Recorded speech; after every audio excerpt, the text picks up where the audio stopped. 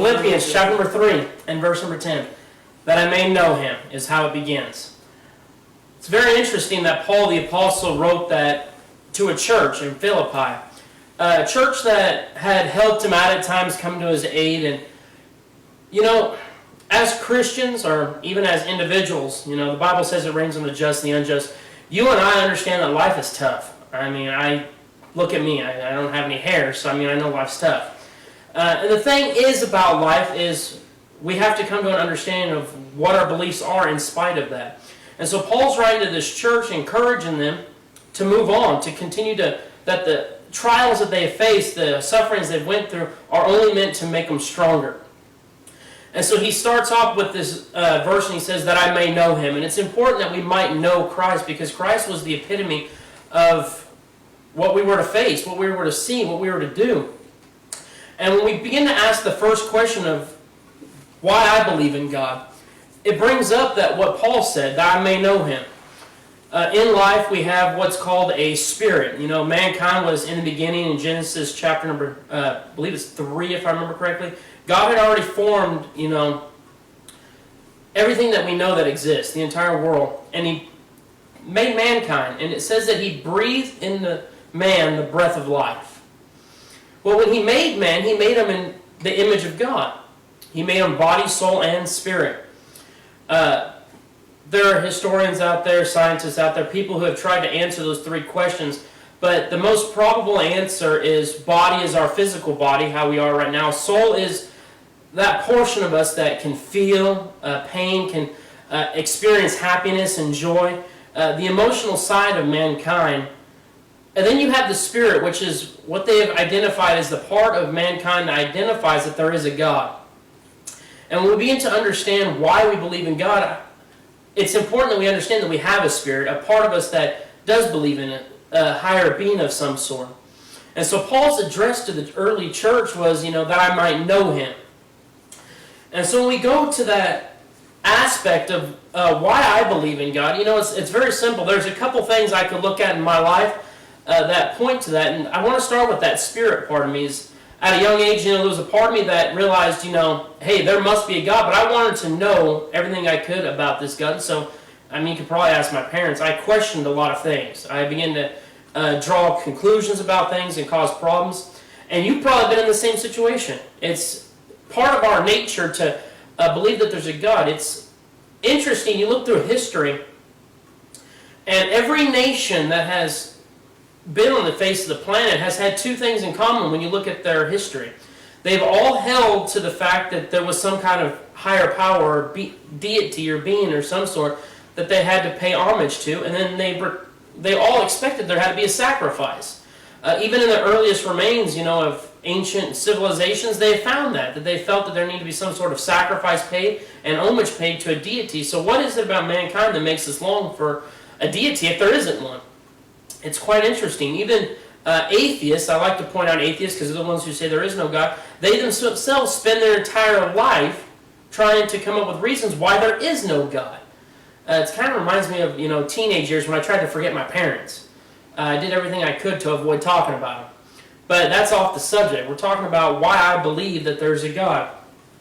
As a spirit being, you know, oftentimes we come to the realization that we can't make it on our own. There's 2 major ideas out there in theology, and that's, once again, the study of God.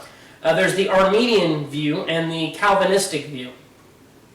Now, John Calvin was a man who, if you ever know anything about the Calvinistic view, there's a lot of churches. One of the proponents of this day and hour is, I think, John MacArthur is a big proponent of that. But the Calvinistic view teaches that we are totally deprived, that there's nothing that we can do to save ourselves. And you know, that's true. We can't do anything to save ourselves. But at the same time, the Arminian view was established by a man with the last name Arminian, obviously, that we have to reach out to a God, that we have to make a choice to reach out to him.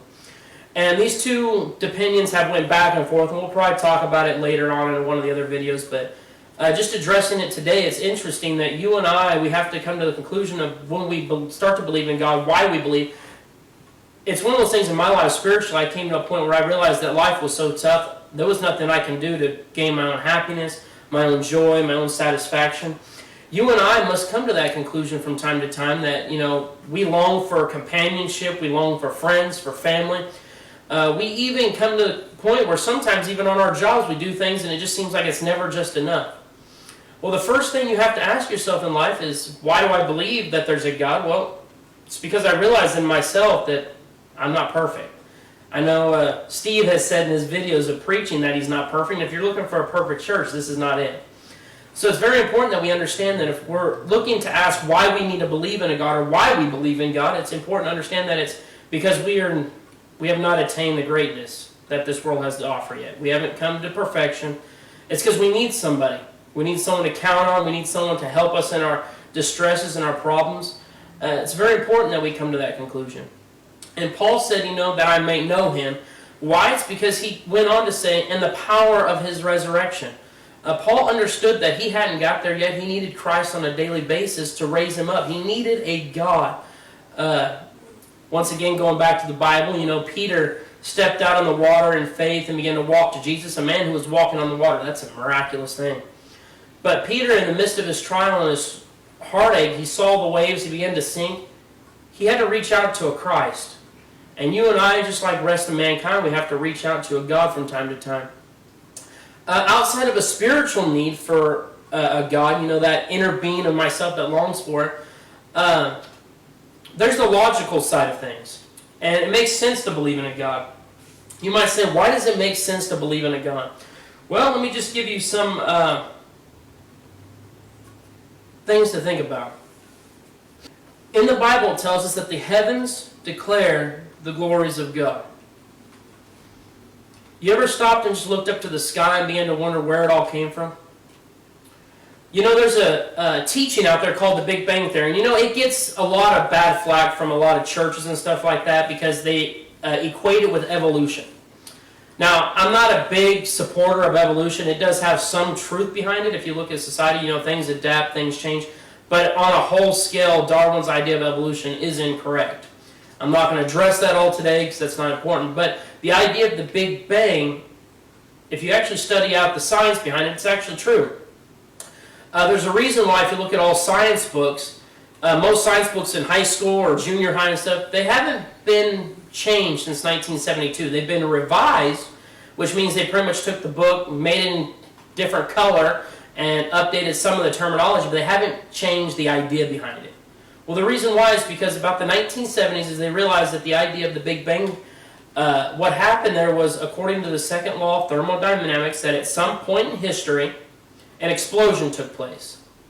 And from that time on, energy has been pushed into the universe because the universe is continually expanding. Well, that sounds all great and all, and you're like, well, Marvin, you're just proving evolution. No, I'm really not. 1970s, they realized that, and they began to study it further. They don't know what energy is pushing into the universe. So much like a balloon, when you begin to blow a balloon up, you push air into it, and the balloon begins to expand. The universe is expanding, but it begs the question, who is pushing the energy into it? And so oftentimes people begin to shy away from talking about that because they can't explain that. In fact, the only theory that was proposed was by Stephen Hawking about this multiple universe theory. And I know if you're a Marvel or a DC fan, you understand comics teach multi-universes, that there are different things. But the reality behind multiple universes is that there is some machine out there, obviously pumping out a random amount of universes, and that they all have to simultaneously be developing at the same time. Well, there is no way currently to even propose that is accurate, let alone when you do begin to even think about comprehending proposing that, you've got to understand there's still something out there creating those multiple universes.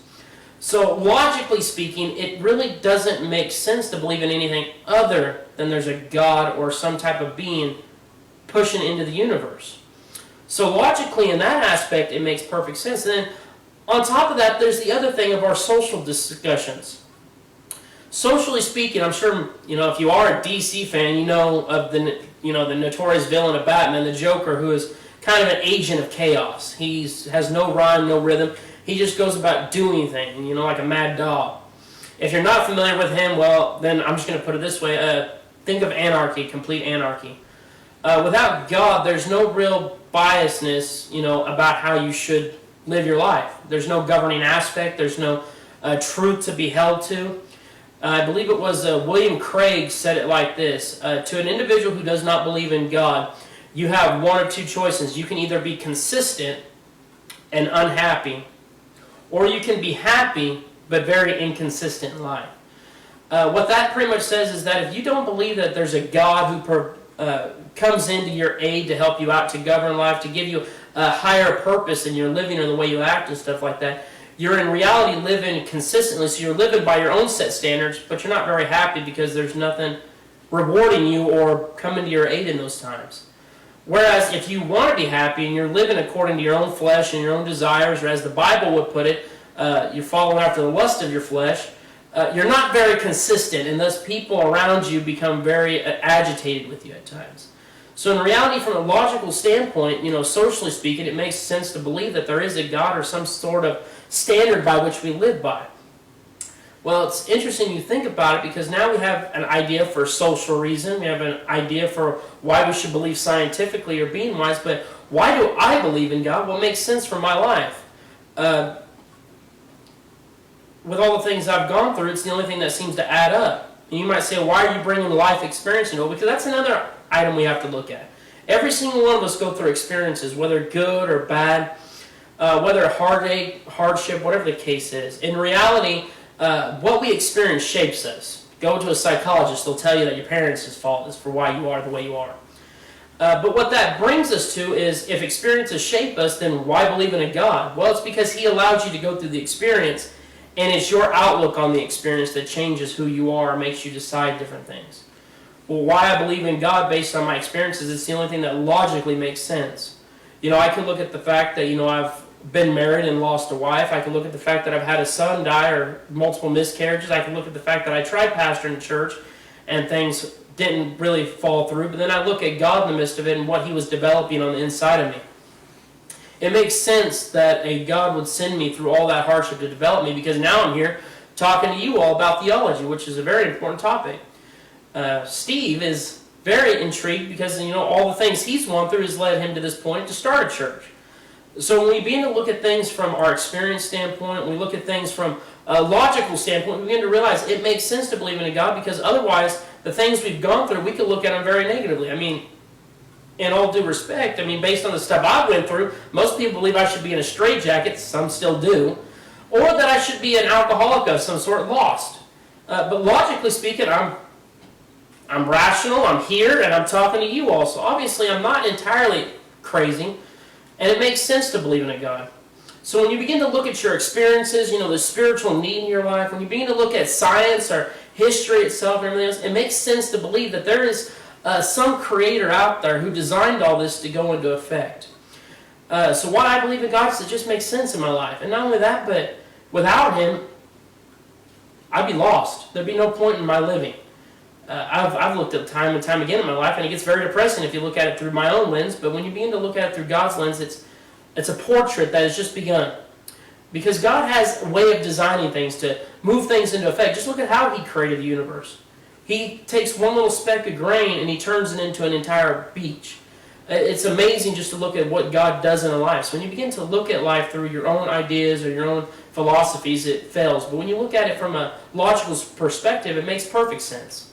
That's why I believe in God. Now you might say, well, if you believe in God, what's the next step? Well, believing in God isn't just it. There's a few other things you've got to hold to. And I'm going to address what I believe in your upcoming video. So I hope you stick around and you pay attention, because we're going to get into some interesting things.